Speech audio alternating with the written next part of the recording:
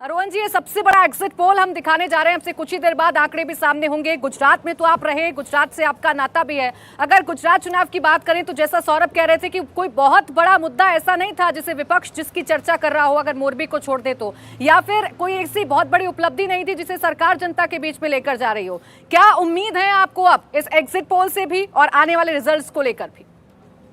देखिए प्राची जी, जिस प्रकार के आंकड़े आए हैं की बात करें, आप फेस की बात करें, एक मुद्दा जो आपने कहा बहुत क्लियर है कि जो वेव कहा जाता था, जैसे भाजपा के नेता, आपने भी काफी डिबेट्स की, हमने साथ में भी बहुत डिबेट्स की, 150 प्लस, और ये जो हवाई वाले जो वादे थे वो सारे ध्वस्त हो गए।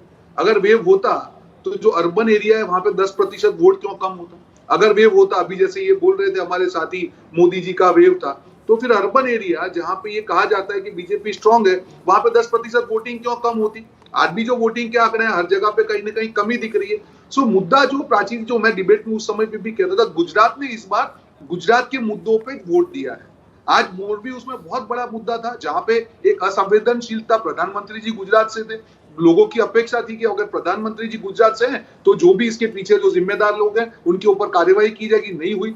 जैसे जैसे चुनाव आगे बढ़ता गया प्राची जी, भाजपा ने बहुत प्रयास किया, पर आखिर में जब भाजपा हिंदू मुसलमान और पाकिस्तान पे आ जाता है तो समझ लीजिए कि वो लोग चुनाव हार रहे हैं। वो उनकी मजबूरी है, वो अल्टीमेट चीज है। और लास्ट में जो अभी उन्होंने कहा कि मोदी जी की इमेज, और ये आपने अहमदाबाद के रोड शो को दिखाया, एक दिन भारत जोड़ो यात्रा को आप लोग एक दिन देख लीजिए जो चलते हुए जा रही, आपके होश उड़ जाएंगे। तो मुद्दा यहाँ पे प्राची जी आखिर में जो मैं देख रहा हूँ, समराइज कर रहा हूँ, कि इस बार गुजरात की जनता 27 साल के कुशासन से त्रस्त है, जहां 3-3 मुख्यमंत्री को रिमोट कंट्रोल से बदल दिया जाता है। आज प्रधानमंत्री जी, देश के प्रधानमंत्री गुजरात से, पर जब गुजरात को जरूरत पड़ी तो प्रधानमंत्री जी नहीं खड़े थे। और अब तो चुनाव का काम देखिए, अभी जैसे रोहन जी आपने कहा ना, जब चुनाव का प्रचार जब अंतिम दौर में पहुंचा तो हमें सुनाई देने लगा हिंदू मुसलमान, गोधरा 2002, पाकिस्तान का जिक्र भी आया। उसको बीजेपी के अभी शर्मा जी कह रहे थे वो सुरक्षा के मुद्दे हैं। गुजरात की जनता सुरक्षा भी चाहती है कि फिर से अराजकता ना आ जाए गुजरात के अंदर। मतलब ये मैं वही कह रहा हूँ। देखिए सौरभ जी, अगर किसी पार्टी ने 27 साल किसी राज्य ने उनको आशीर्वाद दिया हो, आपको नहीं लगता है कि उनके काम में इतना दम होना चाहिए कि उनको ये सब डराने वाले मुद्दे ना लाने पड़े?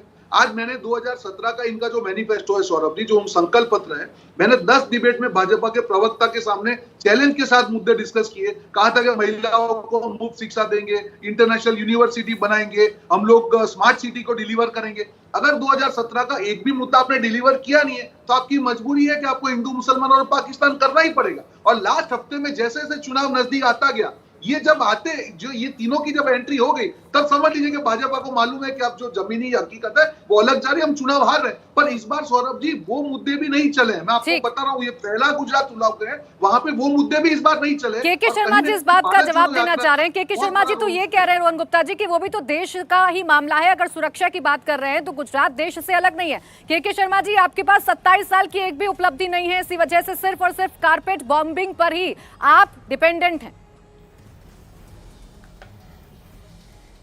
नहीं, मुझे आश्चर्य लगता है कि कांग्रेस के प्रवक्ता कहते हैं 27 साल में यदि भारतीय जनता पार्टी ने गुजरात की जनता के विकास के काम नहीं किए होते तो क्या गुजरात की जनता हमको 6-6 बार चुनाव जिताती? क्या हमें 27 साल तक वहां सत्ता में रहने देती? और केवल यही नहीं, स्थानीय निकाय से लेकर आप लोकसभा चुनाव तक चले जाइए, लगातार लगभग सारी सीटें भारतीय जनता पार्टी को गुजरात की जनता देती है, तो बिना काम किए दे रही है। आश्चर्य यही है।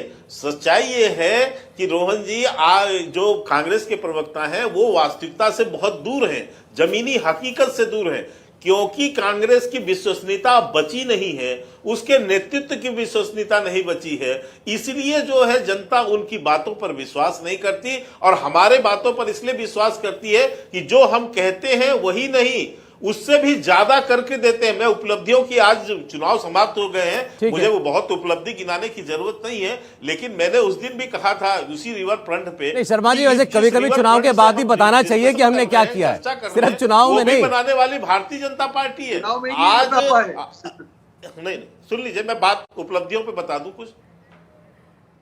इंडिया टीवी हर वक्त हर जगह डाउनलोड करने के लिए सर्च करें India TV news Google play store या ऐप स्टोर पर।